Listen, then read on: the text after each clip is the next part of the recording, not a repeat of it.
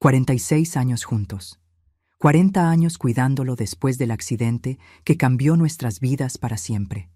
40 años bañándolo, vistiéndolo, dándole cada comida, cada medicina, cada momento de cuidado que un ser humano puede dar a otro. 40 años amándolo con cada fibra de mi ser mientras el mundo nos miraba con lástima. Y cuando él murió, cuando lo enterré con el corazón destrozado, su hermano apareció en mi puerta con un papel en la mano y una sonrisa cruel en el rostro, diciéndome que todo lo que yo había vivido, todo lo que había construido, todo lo que había sacrificado, no valía nada, que yo era solo la enfermera pagada, que tenía una semana para salir de la casa que había sido mi hogar durante 40 años. Me trataron como si 4 décadas de amor y devoción pudieran borrarse con un testamento. Pero lo que encontré escondido entre sus cosas, lo que mi esposo había guardado en secreto durante todos esos años, cambiaría todo. ¡Qué alegría tenerte aquí conmigo! Si estás viendo este video, te pido con mucho cariño que te suscribas al canal. Por favor, necesitamos mucho alcanzar 30,000 suscriptores. ¿Puedo contar con su ayuda?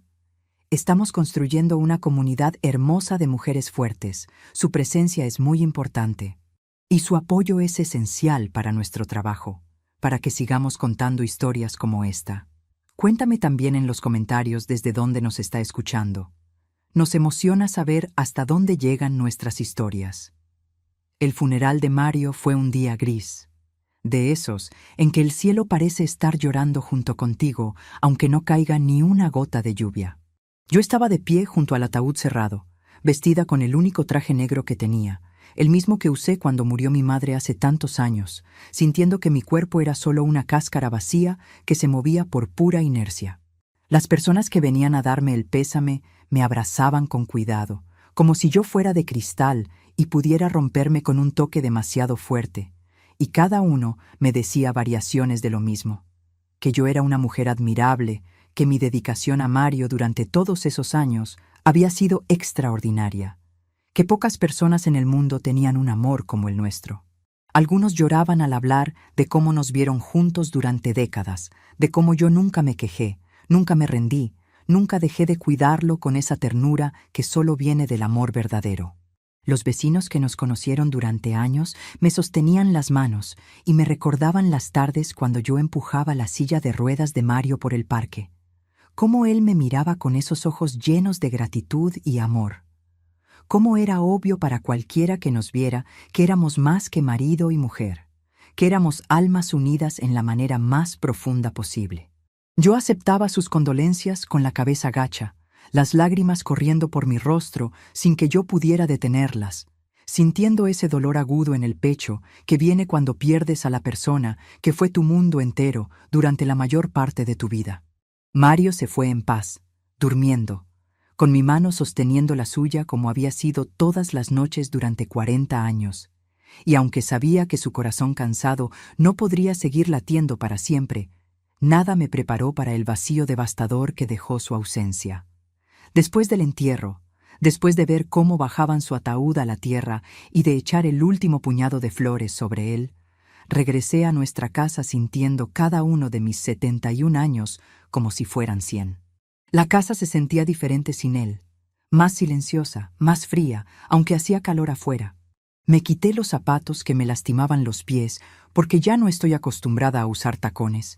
Me preparé una taza de té que no tenía ganas de tomar, pero que preparé por costumbre, y me senté en la sala donde habíamos pasado tantas horas juntos, donde yo le leía libros cuando sus ojos ya no podían enfocar bien, donde veíamos las telenovelas que a él le gustaban, aunque yo las encontraba ridículas, pero nunca se lo dije porque su felicidad era más importante que mis preferencias. Estaba ahí sentada, mirando su silla de ruedas vacía en la esquina, cuando escuché el sonido de un auto estacionándose frente a la casa. No esperaba a nadie. La mayoría de las personas del funeral se habían despedido en el cementerio, así que me levanté despacio, confundida, y caminé hacia la puerta.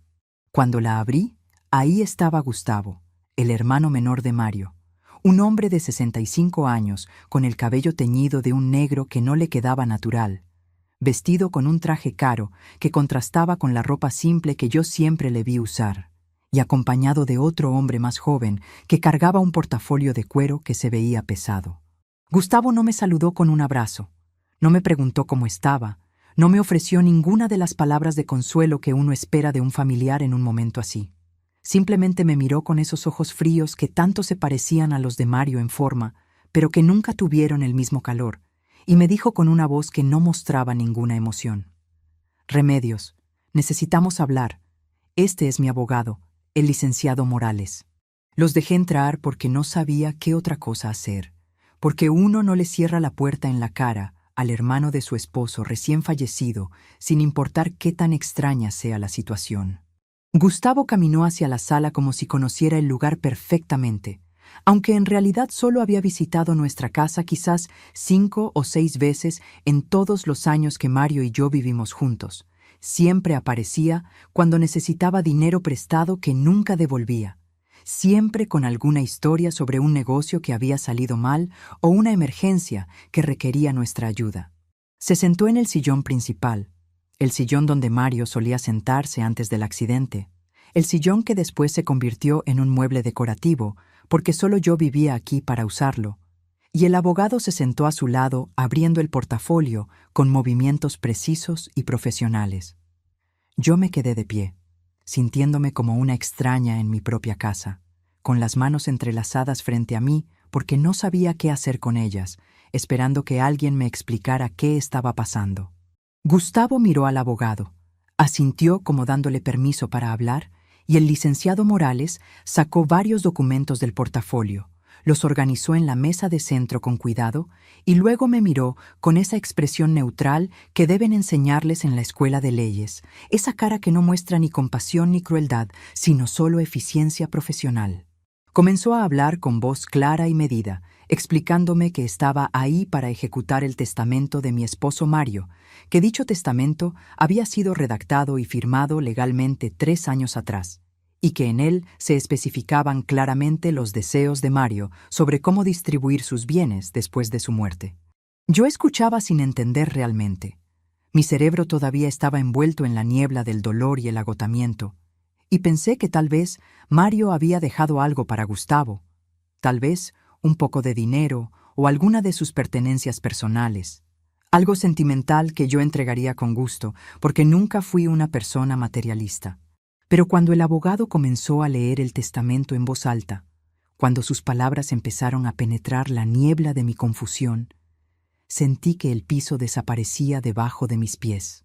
El testamento declaraba que Mario dejaba la casa, todas sus economías, su pensión acumulada, cada posesión material que teníamos, absolutamente todo, a su hermano Gustavo.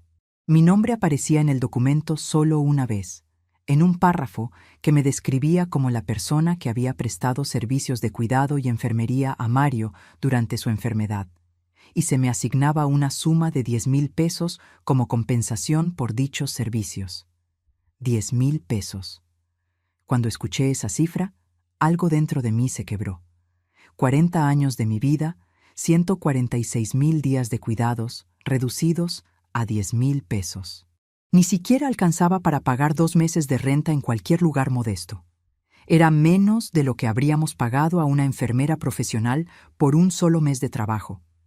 El abogado terminó de leer y guardó silencio, y yo me quedé ahí parada sintiendo que alguien me había golpeado en el estómago con tanta fuerza que no podía respirar. Gustavo se inclinó hacia adelante. Me miró directamente a los ojos con una expresión que solo puedo describir como desprecio, y dijo con voz tranquila, casi casual: «¿Entiendes ahora tu posición aquí, verdad, Remedios? Tú eras solo su enfermera, una empleada. Mi hermano te mantuvo aquí todos estos años por lástima, porque eres una mujer sin educación, sin familia, sin ningún lugar a donde ir. Pero ahora que él se fue, esta farsa termina». Las palabras salieron de su boca como cuchillos, cada una cortándome más profundo que la anterior, y yo sentí que mis piernas no me sostenían más. Tuve que sentarme en el borde del sofá antes de caerme. Le dije con voz temblorosa, apenas un susurro porque no tenía fuerzas para hablar más fuerte: «Éramos casados, Gustavo, lo sabes perfectamente. Mario era mi esposo, yo era su esposa. Vivimos juntos durante 46 años. Gustavo soltó una risa corta, seca, sin ningún humor verdadero, y respondió: ¿Casados? ¿Dónde está tu certificado de matrimonio, Remedios? ¿Dónde está la prueba legal de ese supuesto matrimonio? Yo me quedé helada porque sabía exactamente dónde estaba, o más bien, dónde no estaba. Nuestro certificado de matrimonio se perdió hace más de 30 años durante una inundación que destruyó el archivo municipal donde nos casamos. En aquella época, los registros no estaban digitalizados y muchos documentos de matrimonios antiguos se perdieron permanentemente. Intentamos obtener una copia, pero nos dijeron que tendríamos que hacer un proceso legal largo y costoso para reconstruir el acta, y en ese momento Mario estaba lidiando con complicaciones de salud graves después del accidente. Cada peso que teníamos iba a sus tratamientos médicos, así que decidimos postergar el trámite. Los años pasaron, y nunca nos solicitaron el documento para nada, porque todo estaba a nombre de Mario por sus pensiones de invalidez. Así que seguimos posponiendo hasta que simplemente se nos olvidó. Le expliqué todo esto a Gustavo. Le dije que nos casamos en el registro civil cuando éramos jóvenes, que fue una ceremonia pequeña pero legal, que perdimos el documento, pero que el matrimonio fue real. Él negó con la cabeza, esa sonrisa cruel todavía en sus labios, y dijo: «Sin documento no hay matrimonio a los ojos de la ley. Oficialmente ustedes solo vivían juntos. Tú eras su cuidadora, nada más». El abogado intervino entonces, explicando con esa voz profesional y distante que sin certificado de matrimonio y sin otros documentos que probaran una unión legal, yo no tenía derechos como esposa, no podía reclamar herencia, no tenía ninguna base legal para disputar el testamento. Gustavo se puso de pie, alisó su traje caro y me informó que yo tenía exactamente una semana para empacar mis cosas y salir de la casa. Una semana. 7 días para abandonar el único hogar que conocí durante 40 años, el lugar donde cuidé a mi esposo, donde reímos juntos y lloramos juntos y construimos una vida que para mí significaba todo, pero que para él y para la ley aparentemente no significaba nada. Después de que se fueron, después de que escuché el motor de su auto alejándose, me quedé sentada en esa sala durante horas, sin moverme, sin llorar, en un estado de shock tan profundo que ni siquiera podía procesar lo que acababa de pasar. Miraba alrededor de la habitación viendo décadas de memorias. La fotografía enmarcada de nuestra boda que colgaba en la pared, mostrando a 2 jóvenes felices que no tenían idea de lo que les esperaba. El jarrón que Mario me regaló en nuestro 10º aniversario, y que yo nunca tuve corazón para reemplazar aunque estaba astillado. La manta tejida que usé para cubrirlo durante sus últimos años, cuando sentía frío incluso en los días calurosos. La huella de su silla de ruedas, marcada en el piso de madera después de tantos años de uso. Esta casa no era solo una estructura de paredes y techo, era el contenedor físico de toda mi vida adulta. Y ahora me decían que nunca fue realmente mía, que yo era solo una intrusa tolerada, una empleada que había sobrepasado su tiempo de utilidad. ¿Cómo era posible que 46 años de amor, de sacrificio, de dedicación absoluta, pudieran ser borrados tan fácilmente? ¿Cómo podía Mario haberme hecho esto? ¿Realmente pensó que yo era solo su enfermera? ¿Realmente firmó ese testamento dándole todo a un hermano que nunca lo visitó, que solo lo buscó cuando necesitaba dinero? ¿Qué secreto guardaba esa caja escondida en su armario? ¿Habría algo más que yo no sabía? Continúa conmigo, porque lo que estaba a punto de descubrir cambiaría todo lo que pensaba saber sobre mi matrimonio. Necesito que entiendas quién soy yo y cómo llegué a este momento devastador para que comprendas la magnitud de lo que estaba viviendo. Me llamo Remedios, tengo 71 años, y conocí a Mario cuando yo apenas tenía 19 años y trabajaba como mesera en un pequeño restaurante del centro. Él tenía 23. Trabajaba en una oficina de contabilidad y venía a desayunar todas las mañanas pidiendo siempre lo mismo: café negro, pan tostado y 2 huevos revueltos. Durante semanas me sonreía tímidamente cuando yo le servía, y un día finalmente reunió el valor para preguntarme si me gustaría ir al cine con él. Nos casamos 6 meses después en el registro civil, Fue una ceremonia pequeña con solo 2 testigos que el mismo juez nos proporcionó porque ninguno de nosotros tenía mucha familia, pero fue perfecta porque nos teníamos el uno al otro y eso era suficiente. Los primeros 6 años de nuestro matrimonio fueron simples pero felices. Vivíamos en un apartamento modesto, trabajábamos duro, planeábamos tener hijos algún día cuando estuviéramos más establecidos. Pero entonces llegó el accidente que cambió todo, cuando yo tenía 25 años y Mario tenía 29. Mario iba manejando de regreso del trabajo cuando un camión se pasó el alto y lo golpeó directamente del lado del conductor. El impacto fue tan fuerte que los doctores dijeron que fue un milagro que sobreviviera, pero sobrevivir tuvo un precio terrible. Quedó paralizado de la cintura hacia abajo, su columna vertebral tan dañada que nunca volvería a caminar. Recuerdo la primera vez que los médicos me explicaron lo que significaría cuidar de Mario. Me sentaron en una oficina fría con olor a desinfectante y me dijeron con voces profesionales, pero amables, que mi esposo necesitaría asistencia para absolutamente todo. Bañarse, vestirse, ir al baño, moverse de la cama a la silla de ruedas, fisioterapia diaria para prevenir úlceras y mantener algo de movilidad en sus piernas. Me dijeron que muchas parejas no sobreviven a este tipo de cambio, que el estrés y las demandas físicas y emocionales frecuentemente terminan en divorcio o abandono. Pero para mí nunca fue una decisión, nunca fue algo que tuve que pensar o debatir conmigo misma. Mario era mi esposo, lo amaba con todo mi ser, y la idea de dejarlo cuando más me necesitaba era simplemente inconcebible. Así que durante los siguientes 40 años, mi vida completa giró alrededor de cuidarlo. Me despertaba cada mañana a las 6 para ayudarlo con su rutina matutina. Pasábamos horas en ejercicios de fisioterapia que yo aprendí de los terapeutas profesionales hasta que ya no pudimos pagarlos. Yo cocinaba comidas especiales según las recomendaciones nutricionales de sus doctores. Lo bañaba con cuidado para no lastimar su piel sensible. Le cambiaba la ropa. Le leía libros en voz alta cuando sus ojos se cansaban. Me quedaba despierta en las noches cuando él no podía dormir por el dolor. Mario recibía su pensión de invalidez mensualmente, y aunque la cuenta estaba a su nombre, él siempre me daba el dinero para manejar todos los gastos de la casa. Yo pagaba las cuentas, compraba la comida, administraba cada peso porque él confiaba completamente en mí. Era yo quien mantenía funcionando nuestro hogar, aunque oficialmente no tenía ingresos propios. Gustavo, su hermano menor, aparecía tal vez una vez al año, siempre con alguna excusa sobre lo ocupado que estaba, siempre pidiendo dinero prestado que sabíamos que nunca devolvería, nunca ofreciendo ayuda, nunca quedándose más de 20 minutos. Mario raramente hablaba de él. Cuando le preguntaba por su familia me decía que yo era su familia ahora, que no necesitábamos a nadie más. Y así construimos una vida juntos, no la vida que planeamos cuando éramos jóvenes y soñábamos con niños y viajes y aventuras, pero una vida llena de pequeños momentos de ternura y amor que significaban todo para nosotros.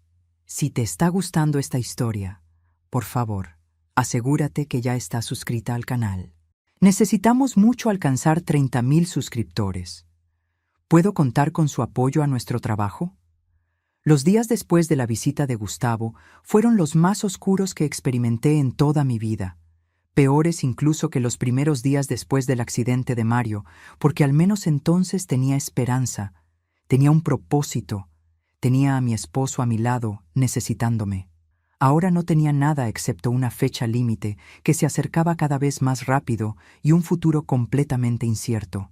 Salí a buscar ayuda legal porque aunque no entendía mucho de leyes, sabía que lo que Gustavo estaba haciendo no podía ser justo. No podía ser legal despojar así a una mujer que dedicó 40 años de su vida a cuidar a su esposo. Visité 3 bufetes de abogados diferentes durante esos primeros días. Entré a oficinas intimidantes con secretarias que me miraban con lástima cuando les explicaba mi situación. Esperé en salas de espera, llenando formularios con manos temblorosas. Cada abogado me recibió con cortesía profesional, escuchó mi historia, revisó los documentos que yo traía y luego me explicó con variaciones de las mismas palabras lo que yo no quería escuchar. sin certificado de matrimonio, sin pruebas documentales de una unión legal, yo no tenía base para reclamar derechos de esposa. Uno de ellos, un hombre mayor con lentes gruesos y una voz cansada que sugería que había visto demasiados casos tristes en su carrera, me explicó que técnicamente existía la figura de unión estable en la ley, una relación que podía ser reconocida como equivalente al matrimonio si se probaba convivencia prolongada y compromiso mutuo. Pero para probar una unión estable, le dije esperanzada, aferrándome a esa posibilidad como una persona ahogándose se aferra a cualquier objeto flotante. Él negó con la cabeza lentamente y me explicó que necesitaría pruebas sólidas, cuentas bancarias conjuntas, propiedades a nombre de ambos, testimonios de múltiples testigos, documentos que mostraran que nos presentábamos socialmente como matrimonio. El problema era que Mario siempre manejó todas nuestras finanzas. La casa estaba solo a su nombre, porque la compramos en una época cuando las mujeres raramente aparecían en títulos de propiedad. Las pocas cuentas bancarias que teníamos estaban solo bajo su nombre porque yo nunca trabajé fuera de casa, y por lo tanto no tenía ingresos propios para justificar estar en las cuentas. Los vecinos que nos conocieron durante años podrían testificar que vivíamos como marido y mujer, le dije al abogado, aferrándome todavía a alguna esperanza. Él suspiró y me explicó que los testimonios de vecinos eran evidencia débil, que Gustavo y su abogado podrían fácilmente argumentar que los vecinos simplemente asumieron que éramos matrimonio sin tener conocimiento real de nuestro estatus legal, que sus testimonios eran solo opiniones personales sin valor legal real. Además, me dijo con voz gentil pero firme, Gustavo tenía recursos financieros que yo claramente no tenía. Podía contratar abogados caros que encontrarían cada grieta en mi caso y la explotarían, mientras que yo tendría suerte de encontrar representación legal gratuita que probablemente no sería rival para un equipo legal profesional y bien pagado. Le pregunté sobre el testamento en sí, si no había alguna manera de cuestionarlo, de probar que Mario no estaba en su sano juicio cuando lo firmó o que Gustavo lo había manipulado de alguna manera. El abogado revisó el documento que yo le traje, examinó las fechas y las firmas y negó con la cabeza de nuevo. El testamento fue hecho 3 años antes de la muerte de Mario, cuando él todavía tenía todas sus facultades mentales según los registros médicos. Fue presenciado y notarizado apropiadamente. Cada procedimiento legal se siguió al pie de la letra. Era, en términos legales, un documento perfectamente válido que sería casi imposible de invalidar sin pruebas concretas de coerción o fraude, pruebas que yo no tenía.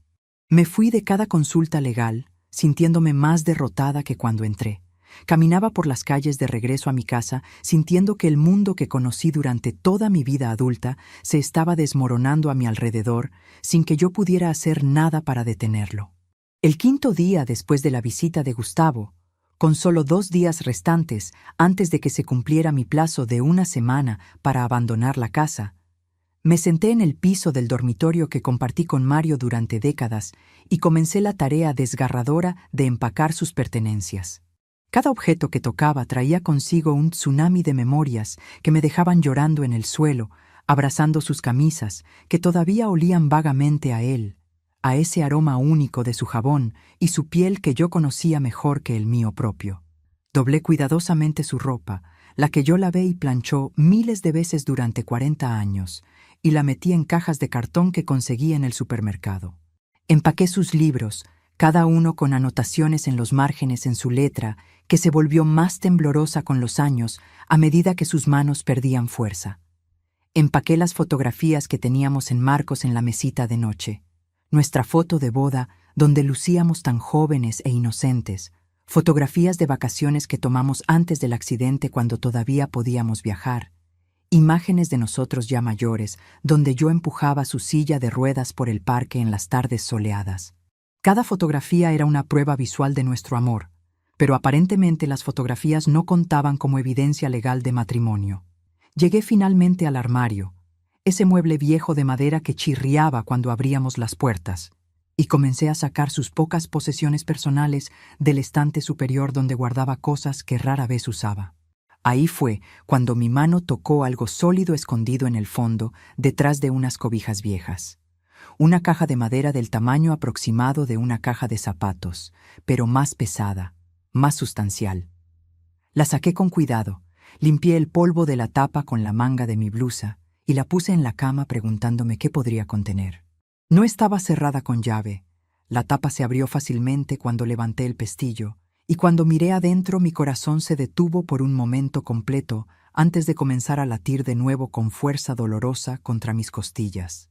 Dentro de la caja había cartas, decenas de cartas, todas escritas en papel blanco común, algunas amarillentas por el tiempo, cada una doblada cuidadosamente y atada en grupos con cintas de colores diferentes. Tomé la primera que estaba encima. Mis manos temblaban tanto que casi la dejo caer, y la desdoblé con el cuidado que usarías al manejar algo increíblemente frágil y precioso. La letra era inconfundiblemente de Mario, esa caligrafía que conocí tan bien, aunque temblaba más de lo que recordaba, las letras inclinadas hacia la derecha de la manera característica en que él escribía. Comencé a leer, y las lágrimas comenzaron a caer antes de que terminara el primer párrafo. La carta estaba fechada exactamente un año después del accidente y comenzaba con las palabras: mi esposa amada, mi remedios, no mi cuidadora, no mi enfermera, sino mi esposa amada. En la carta, Mario escribía sobre ese primer año terrible después del accidente, sobre cómo muchas veces quiso morir porque el dolor físico y emocional era insoportable, sobre cómo la única razón por la que siguió luchando fue porque yo estaba ahí a su lado, nunca quejándome, nunca mostrándole nada excepto amor y paciencia, incluso cuando sabía que yo estaba exhausta. Escribió: hoy te vi dormida en la silla junto a mi cama. Habías estado despierta toda la noche porque yo no podía dormir por el dolor, y me di cuenta de que eres el ser humano más extraordinario que existe, que no merezco tu amor, pero agradezco cada día que decides quedarte a mi lado. Leí esa carta 3 veces, cada palabra penetrando mi corazón como medicina para una herida que no sabía que tenía, y luego tomé otra carta de la caja, y otra, y otra.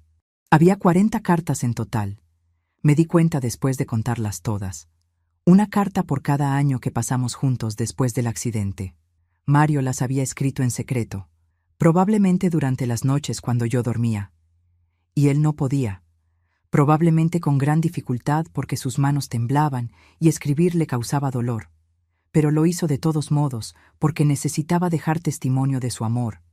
Necesitaba que yo supiera exactamente cuánto significaba para él.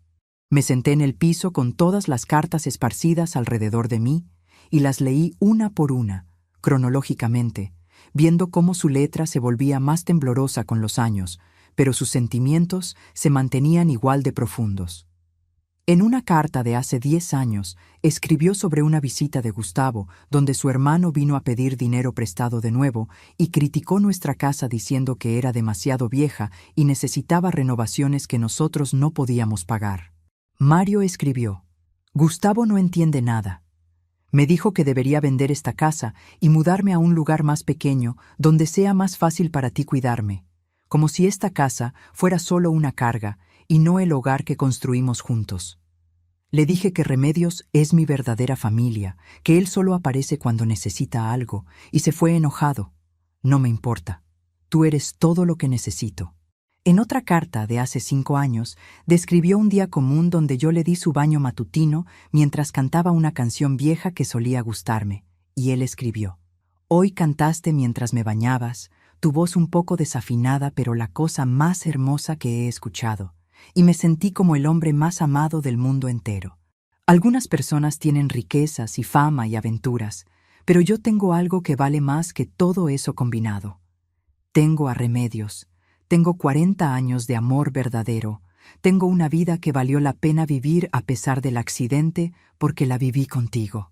Pero fue la última carta la que finalmente me hizo sollozar tan fuerte que tuve que taparme la boca con ambas manos para no gritar. La última carta estaba fechada 3 semanas antes de su muerte, durante los días en que Mario tuvo una crisis cardíaca que nos asustó terriblemente. Los médicos me dijeron en privado que su corazón estaba muy débil, que podría ser cuestión de semanas o meses. Aunque Mario se recuperó lo suficiente para volver a casa del hospital, Ambos sabíamos que el final se acercaba. Fue durante esas noches después de la crisis cuando él escribió esta última carta, débil pero determinado a dejar un mensaje final. En ella, Mario escribió que sabía que su tiempo se estaba acabando, que podía sentir su corazón debilitándose, que los doctores le habían confirmado lo que él ya sentía en su cuerpo. Y escribió: Remedios, mi ángel, mi esposa en todos los sentidos que importan. Sé que Gustavo va a intentar quitarte todo cuando yo muera. Sé cómo es mi hermano. Sé que solo me ha visitado cuando necesita dinero y que te ve como un obstáculo para su herencia. Por eso escribí estas cartas durante todos estos años. Por eso las guardé escondidas, donde sé que eventualmente las encontrarás cuando empaques mis cosas. Estas cartas son mi testimonio de lo que fuimos juntos, de cómo tú sacrificaste tu vida entera por mí, de cómo eres mi esposa amada en todos los sentidos, excepto en un papel legal que perdimos y nunca tuvimos la oportunidad de reemplazar. Si Gustavo intenta robarte lo que es tuyo por derecho, si intenta reducir 46 años de amor a nada, usa estas cartas. Muéstraselas a un juez, muéstraselas al mundo, porque son la verdad de nuestro amor escrita en mi propia mano. Perdóname por no haber sido más cuidadoso con nuestro certificado de matrimonio. Perdóname por no protegerte mejor mientras estaba vivo. Pero estas cartas son mi manera de cuidarte incluso después de que me vaya. Te amo, Remedios. Siempre te amé. Siempre te amaré. En esta vida y en la siguiente. ¿Alguna vez has sentido que todo estaba perdido solo para descubrir que alguien que amabas te protegió incluso cuando ya no estaba? No te vayas ahora, porque estas cartas estaban a punto de cambiar todo. Me quedé sentada en ese piso durante horas, literalmente horas sin moverme, releyendo las 40 cartas una y otra vez hasta que memoricé partes completas de ellas, hasta que las lágrimas dejaron manchas en el papel, pero tuve cuidado de no arruinarlas, porque ahora entendía que eran más que solo cartas de amor, eran evidencia, eran prueba. Eran la voz de Mario hablando desde más allá de la muerte para defender lo que construimos juntos. Cada carta era un testimonio de nuestra unión. Cada una me llamaba su esposa, su compañera de vida, su familia verdadera. Cada una describía momentos específicos de nuestra vida juntos, con un nivel de detalle que solo alguien que vivió esos momentos íntimamente podría conocer.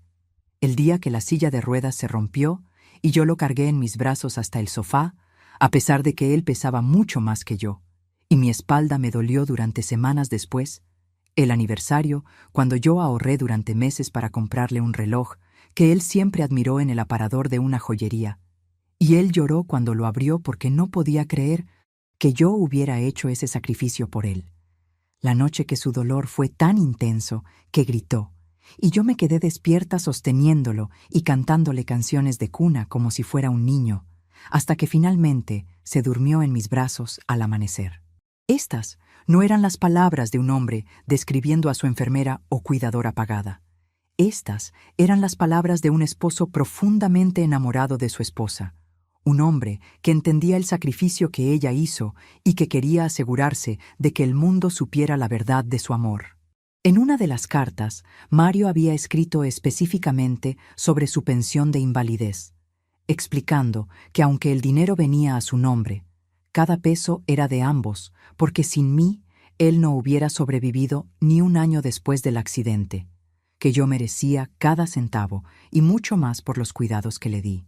En otra carta mencionaba explícitamente la casa, escribiendo que aunque el título de propiedad estaba solo a su nombre por razones burocráticas de la época en que la compramos, la casa era tanto mía como suya, porque yo la mantuve funcionando. Yo la limpié y reparé y convertí en un hogar durante décadas. Cuando finalmente me levanté del piso, mis rodillas crujieron en protesta porque había estado sentada en la misma posición durante demasiado tiempo, pero no me importó el dolor físico porque por primera vez en días sentía algo parecido a la esperanza. Guardé las cartas cuidadosamente de vuelta en su caja. La abracé contra mi pecho como si fuera el tesoro más precioso del mundo, y supe exactamente qué tenía que hacer. Al día siguiente, con la caja de cartas bajo mi brazo y determinación en mi corazón, fui a la Defensoría Pública, el lugar donde las personas sin recursos pueden encontrar representación legal gratuita. La sala de espera estaba llena de gente que, como yo, lucía cansada y derrotada por la vida, y esperé mi turno durante casi 3 horas antes de que finalmente me llamaran a una pequeña oficina, donde una mujer joven de tal vez 35 años se presentó como la licenciada Lucía Ramírez. Ella tenía ese tipo de belleza cansada que viene de trabajar demasiadas horas por muy poco pago atendiendo casos que rompen el corazón, pero sus ojos eran amables cuando me pidió que le contara mi historia. Le conté todo desde el principio: cómo conocí a Mario, nuestro matrimonio, el accidente, los 40 años de cuidados, la muerte de Mario, la aparición de Gustavo con el testamento, la amenaza de perder mi casa, mi búsqueda fallida de ayuda legal y finalmente el descubrimiento de las cartas. Cuando terminé de hablar, saqué la caja y la puse en su escritorio. Le dije que no sabía si las cartas tenían algún valor legal, pero que era todo lo que tenía, que eran la única prueba que podía ofrecer de que Mario y yo fuimos verdaderamente esposos en todos los sentidos que importaban. Lucía abrió la caja con cuidado, como si pudiera sentir que contenía algo sagrado, y comenzó a leer la primera carta. La vi mientras leía. Vi cómo sus ojos se movían a través de las palabras de Mario. Vi cómo su expresión cambiaba de profesional neutral a emocionalmente conmovida. Vi el momento exacto cuando una lágrima rodó por su mejilla, y ella la limpió rápidamente con el dorso de su mano, como si estuviera avergonzada de mostrar emoción. Siguió leyendo, tomó otra carta y después de leer unas 10 de ellas, finalmente levantó la vista hacia mí y dijo con voz firme: «Señora Remedios, esto es mucho más que solo cartas de amor. Esto es evidencia sólida de una unión estable prolongada. Esto es testimonio directo del fallecido, reconociendo explícitamente su relación marital con usted. Esto es exactamente lo que necesitamos para pelear su caso». La esperanza que había estado creciendo en mi pecho desde que encontré las cartas se expandió hasta que sentí que podía respirar por primera vez en días. Lucía me explicó que las cartas demostraban varios elementos cruciales que la ley requería para reconocer una unión estable: convivencia prolongada durante 40 años, compromiso mutuo evidenciado por el nivel de cuidado que yo proporcioné, reconocimiento público de la relación porque Mario consistentemente se refería a mí como su esposa en las cartas, e intención de formar una familia permanente juntos. Más importante aún, me dijo, la última carta sugería fuertemente que Gustavo manipuló a Mario de alguna manera respecto al testamento, o al menos que Mario sospechaba que Gustavo intentaría despojarme después de su muerte, lo cual podría ser base para cuestionar la validez del testamento mismo. Lucía pasó las siguientes horas preparando documentos legales. Me hizo firmar autorizaciones. Me explicó que íbamos a entrar con una demanda formal ante el juzgado civil pidiendo 2 cosas simultáneamente. Primero, el reconocimiento legal de mi unión estable con Mario durante 40 años. Y segundo, la invalidación del testamento por vicio de consentimiento si podíamos probar que Gustavo coercionó o manipuló a Mario enfermo para firmarlo. Me advirtió que el proceso legal podría tomar varios meses, pero que solicitaría una medida cautelar para evitar que Gustavo me desalojara de la casa mientras el caso estaba pendiente. Efectivamente, el juez otorgó la medida cautelar 2 semanas después, ordenando que yo podía permanecer en la casa hasta que se resolviera el caso definitivamente. Esto me dio un alivio temporal, saber que al menos no sería echada a la calle mientras esperábamos justicia. Me advirtió también que Gustavo pelearía, que probablemente contrataría abogados caros que harían todo lo posible por desacreditar las cartas o desacreditarme a mí, que podría ser un proceso largo y difícil. Pero cuando me preguntó si estaba dispuesta a luchar, si tenía el valor de enfrentar a Gustavo en una corte, miré las cartas esparcidas en su escritorio, pensé en Mario escribiéndolas en secreto durante años, específicamente para protegerme en este momento, y respondí sin dudarlo: «Estoy lista para pelear. Voy a honrar la memoria de mi esposo defendiendo la verdad de nuestro amor». Salí de la Defensoría Pública ese día, sintiéndome como una persona diferente de la que entró. todavía asustada y adolorida, pero ahora también furiosa de una manera justa, determinada a no permitir que Gustavo borrara 46 años de mi vida como si no hubieran significado nada. Los meses siguientes fueron un torbellino de actividad legal.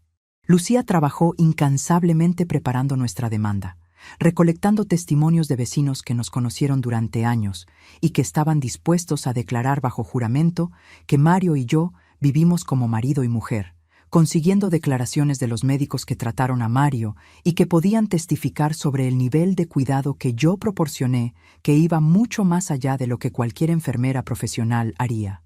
Encontró a la enfermera que venía a la casa una vez por semana durante los últimos años de Mario para hacer chequeos de rutina, y ella escribió una declaración poderosa describiendo cómo era obvio para cualquiera que entrara a nuestra casa que Mario y yo teníamos una relación de amor profundo, no una relación de cuidadora y paciente. Lucía incluso contactó a algunos de los compañeros de trabajo antiguos de Mario de antes del accidente, personas que asistieron a nuestra boda hace tantos años y que recordaban claramente que nos casamos legalmente, aunque el registro civil ya no tenía copia de nuestro certificado porque sus archivos antiguos no estaban digitalizados y el documento físico se perdió. Lucía también solicitó una pericia grafológica del testamento, que fue realizada por un experto forense durante las semanas de preparación del caso.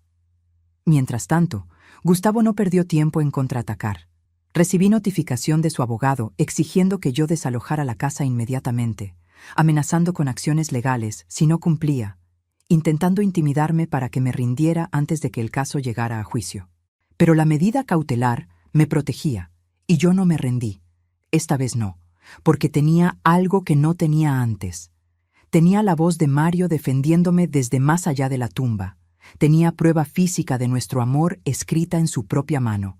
Y tenía una abogada brillante que creía en mi caso y en mí. Lucía descubrió durante su investigación preliminar que Gustavo había comenzado a vender algunas de las pertenencias de Mario inmediatamente después del funeral, anticipando que el testamento le daría derecho a todo. Aparentemente, había vendido algunos muebles antiguos y objetos de valor, usando ese dinero para contratar abogados caros.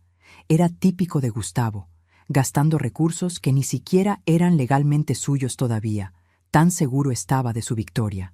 ¿Qué pasaría cuando estas cartas llegaran frente a un juez? ¿Sería suficiente la palabra de un hombre muerto para vencer las maquinaciones legales de su hermano codicioso? Sigue aquí conmigo, porque la batalla legal estaba apenas comenzando, y lo que pasó en esa sala de tribunal cambiaría mi vida para siempre. El día de la audiencia llegó 3 meses después de que Lucía presentó nuestra demanda.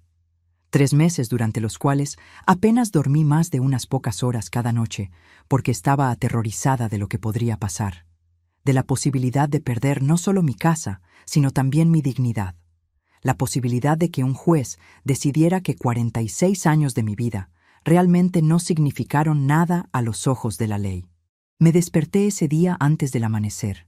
Me bañé y me vestí con el mismo traje negro que usé en el funeral de Mario, porque era la única ropa formal que tenía. Me miré en el espejo y vi a una mujer de 71 años con arrugas profundas alrededor de los ojos y el cabello completamente blanco. Pero también vi algo nuevo en mi mirada, una determinación férrea que no estaba ahí antes. Tomé la caja de cartas que ahora guardaba en mi mesita de noche, la abracé contra mi pecho por un momento y le susurré a Mario en voz alta, aunque me sentía un poco tonta haciéndolo. Gracias por protegerme incluso ahora. Gracias por amarme lo suficiente como para escribir estas cartas. Hoy voy a luchar por nosotros. Lucía me recogió en su auto porque yo estaba demasiado nerviosa para tomar el autobús y arriesgarme a llegar tarde. Y durante el trayecto al juzgado me explicó otra vez qué esperar, cómo comportarme en la corte, qué tipo de preguntas probablemente me harían. Me dijo que el juez asignado a nuestro caso era un hombre llamado Fernando Castillo, un magistrado de 60 años, con reputación de ser estricto pero justo. Alguien que seguía la ley al pie de la letra, pero que también tenía un corazón y podía ser movido por casos con fuerte contenido emocional y moral. Llegamos al edificio del juzgado, un lugar intimidante de paredes grises y pasillos que olían a papel viejo y ansiedad humana. Subimos a la sala de tribunal asignada en el tercer piso, y cuando entramos vi que Gustavo ya estaba ahí sentado en la mesa del demandado junto con 2 abogados de aspecto caro, con trajes que probablemente costaron más que todo mi guardarropa combinado. Gustavo me miró cuando entré, y en su cara vi una mezcla de sorpresa y desprecio. Probablemente no esperaba que yo realmente peleara. Probablemente pensó que me rendiría y desaparecería calladamente como una buena anciana obediente. El juez Castillo entró a la sala. Todos nos pusimos de pie como es costumbre, y cuando nos sentamos nuevamente, él miró los documentos frente a él durante unos minutos que se sintieron eternos antes de levantar la vista y pedir que Lucía presentara nuestro caso. Lucía se puso de pie y habló con una claridad y convicción que me hizo sentir orgullosa de tenerla como mi representante. Explicó la situación de manera concisa pero completa. 46 años de convivencia, 6 años antes del accidente y 40 años después. El accidente que dejó a Mario parapléjico, mi dedicación absoluta a su cuidado, la pérdida de nuestro certificado de matrimonio, la aparición de Gustavo con un testamento que me dejaba sin nada, y finalmente el descubrimiento de las cartas que probaban de manera irrefutable que Mario y yo teníamos una unión estable, reconocida mutuamente como matrimonio.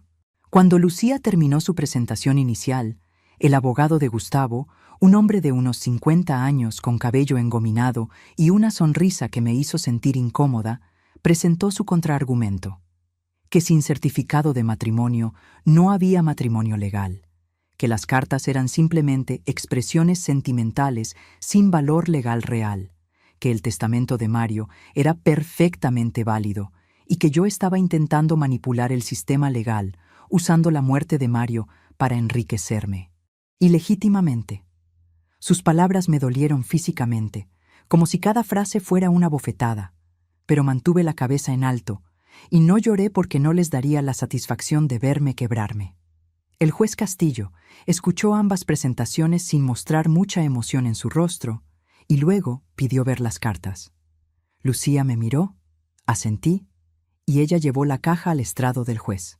El juez abrió la caja, tomó la primera carta y comenzó a leer en silencio mientras todos en la sala esperábamos sin hacer ruido. Vi su cara mientras leía. Vi cómo sus ojos se movían a través de las palabras de Mario. Vi cómo su expresión se suavizaba casi imperceptiblemente. Tomó otra carta y otra. Leyó partes de varias diferentes, y en un momento dado vi claramente cómo su mandíbula se tensaba como si estuviera conteniendo emoción. Después de leer unas 15 cartas durante lo que debió ser media hora, el juez finalmente habló.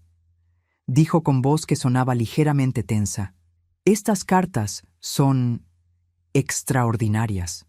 Son un testimonio de amor y compromiso que raramente vemos documentado de manera tan clara y consistente durante un periodo tan largo».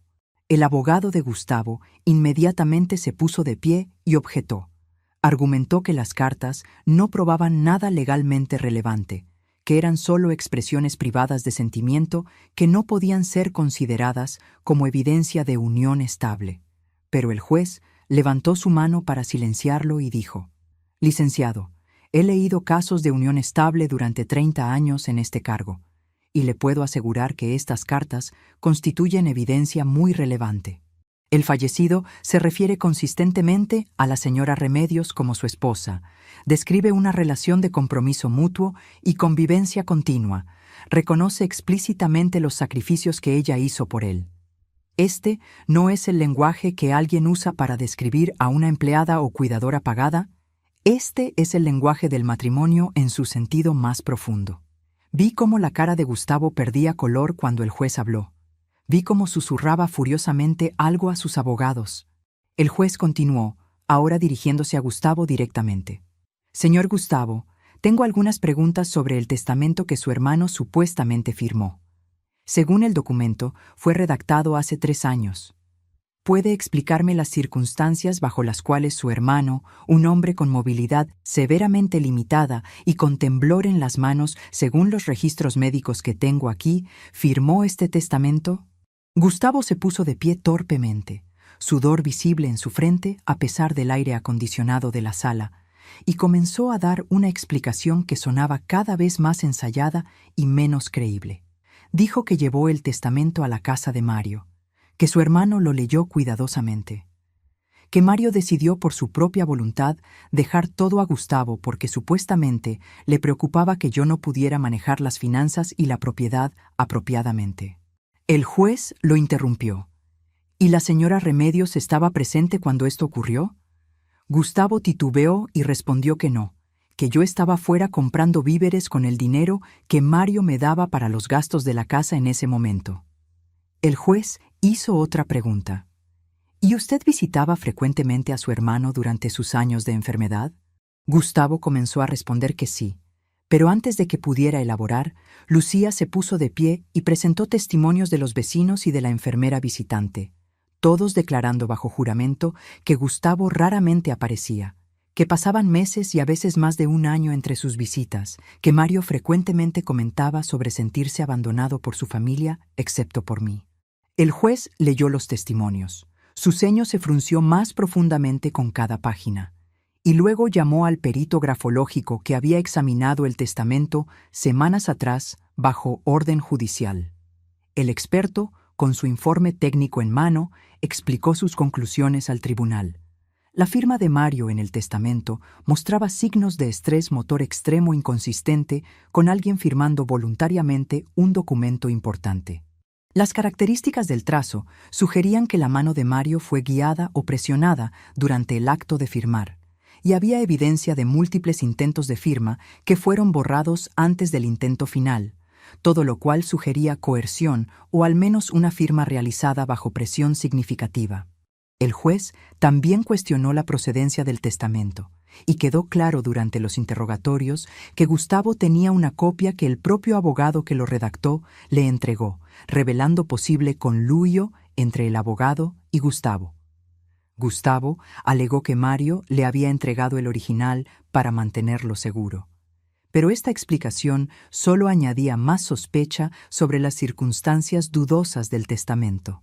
Lucía aprovechó para presentar evidencia adicional. El análisis de las cartas de Mario revelaba que en una carta de hace 3 años, escrita justo después de la fecha del testamento, Mario mencionaba haber tenido una crisis de salud grave y que Gustavo lo había visitado durante ese periodo vulnerable. El contexto sugería fuertemente que Gustavo visitó a Mario en un momento de particular vulnerabilidad. Lo presionó psicológicamente, alegando que yo necesitaría protección legal y que él podría administrar mejor los bienes para el beneficio de ambos, y que Mario, debilitado y confuso por la medicación para el dolor, firmó el documento sin entender completamente sus implicaciones. En las semanas siguientes, cuando Mario se recuperó de esa crisis y percibió lo que había hecho, ya estaba muy débil para desafiar legalmente el documento. Entonces, optó por escribir las cartas como contraprueba y advertencia. Cuando el experto y Lucía terminaron de presentar toda esta información, el silencio en la sala era absoluto. Gustavo estaba pálido como un fantasma. Sus abogados caros murmuraban entre ellos furiosamente, y el juez miraba a Gustavo con una expresión que solo puedo describir como disgusto contenido. El juez llamó a un receso de 30 minutos para revisar toda la evidencia, y durante ese receso, Lucía me abrazó y me susurró: «Lo tenemos, señora Remedios, lo tenemos». Yo no me atrevía a sentir esperanza todavía.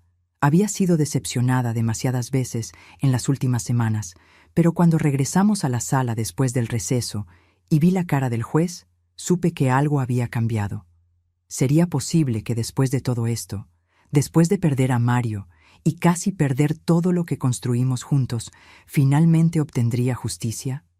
Espera, porque lo que el juez estaba a punto de decir cambiaría el resto de mi vida. El juez Castillo se aclaró la garganta, organizó los papeles frente a él con movimientos deliberados y cuidadosos, y luego comenzó a hablar con una voz firme que llenó cada rincón de la sala de tribunal. Dijo: «He revisado cuidadosamente toda la evidencia presentada en este caso. He leído las 40 cartas escritas por el fallecido Mario Hernández a la señora Remedios Sánchez. He examinado los testimonios de vecinos y profesionales médicos.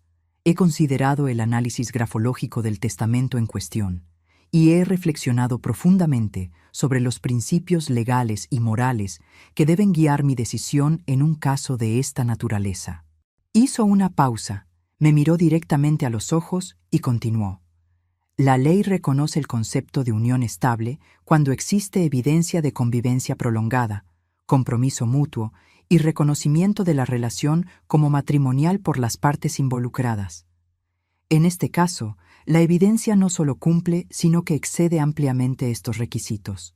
Las cartas del señor Mario Hernández constituyen un testimonio extraordinario y conmovedor de una relación que, aunque carecía de documentación formal debido a circunstancias fuera del control de las partes, era un matrimonio en todos los sentidos significativos de la palabra. Mi corazón latía tan fuerte que podía escucharlo en mis oídos, y tuve que agarrarme del borde de la mesa frente a mí para mantenerme estable. El juez continuó. El señor Hernández se refiere consistentemente a la señora Sánchez como su esposa, su compañera de vida, su familia verdadera. Describe 40 años de cuidado dedicado que va mucho más allá de cualquier relación de enfermera-paciente.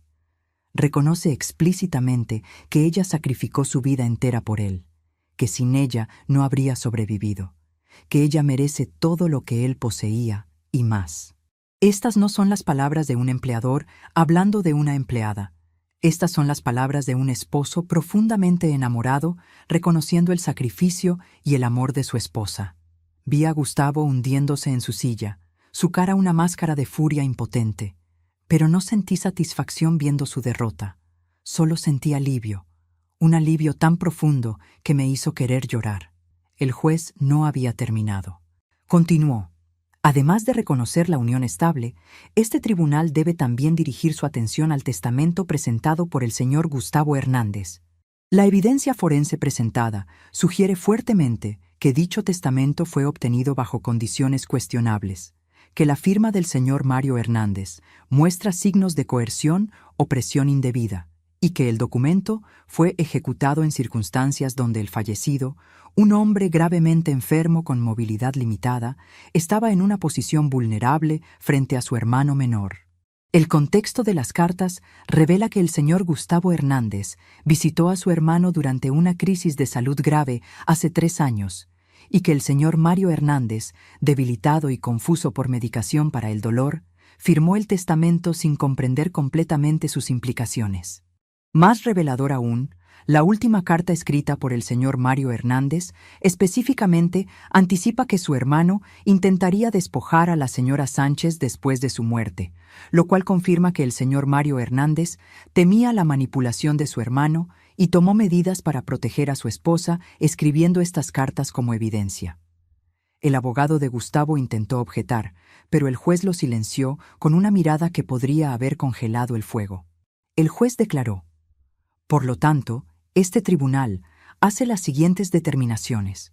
Primero, se reconoce oficialmente la existencia de una unión estable entre el señor Mario Hernández y la señora Remedios Sánchez. Dicha unión, habiendo durado 46 años desde su matrimonio original hasta el fallecimiento del señor Hernández, incluyendo 40 años de cuidado dedicado después del accidente que dejó al señor Hernández parapléjico. Segundo, se anula el testamento presentado por el señor Gustavo Hernández debido a vicios de consentimiento, coerción de persona vulnerable y obtención fraudulenta. Tercero, al no existir testamento válido, los bienes del fallecido se distribuirán según las leyes de sucesión intestada. Y al reconocerse a la señora Remedios Sánchez como cónyuge de hecho del fallecido, ella es declarada única y legítima heredera de todos los bienes, propiedades y derechos del señor Mario Hernández. Las palabras del juez tomaron unos segundos en penetrar mi conciencia completamente, y cuando finalmente entendí lo que significaban, comencé a llorar. No sollozos de dolor como había llorado tantas veces en las últimas semanas, sino lágrimas de alivio y justicia y gratitud tan profunda que no tenía palabras para expresarla. El juez aún no terminaba. Miró directamente a Gustavo y dijo con voz fría: además, El señor Gustavo Hernández deberá devolver a la señora Sánchez cualquier propiedad o dinero que haya tomado de la herencia de su hermano desde el fallecimiento de éste, incluyendo el producto de la venta de muebles y objetos que no le pertenecían legalmente, más las costas procesales de este juicio. Y debo advertirle, señor Gustavo, que si hubiera evidencia de que usted manipuló o amenazó a su hermano enfermo para firmar ese testamento fraudulento, enfrentaría cargos criminales, además de estas consecuencias civiles. Gustavo se puso de pie bruscamente. Su silla cayó hacia atrás con un golpe fuerte, y gritó algo incoherente sobre injusticia y parcialidad del juez, pero sus abogados lo agarraron de los brazos y lo empujaron hacia la salida antes de que pudiera decir algo que lo metiera en más problemas. Los vi salir de la sala, Gustavo mirándome con puro odio mientras sus abogados prácticamente lo arrastraban, y supe que probablemente nunca lo volvería a ver, y estaba bien con eso, más que bien, porque ese hombre nunca fue mi familia, nunca amó a Mario de la manera que yo lo amé, nunca hizo ningún sacrificio por nadie excepto por sí mismo. Cuando la sala finalmente se vació y Lucía estaba organizando los documentos, el juez Castillo, todavía desde su estrado, me miró directamente y con una voz que había perdido su tono formal, dijo: «Señora Remedios, quiero que sepa que en mis 30 años como juez he visto muchos casos, pero raramente he visto un amor documentado tan bellamente como el que su esposo dejó en esas cartas. Esta corte se honra en poder restaurar lo que es justamente suyo.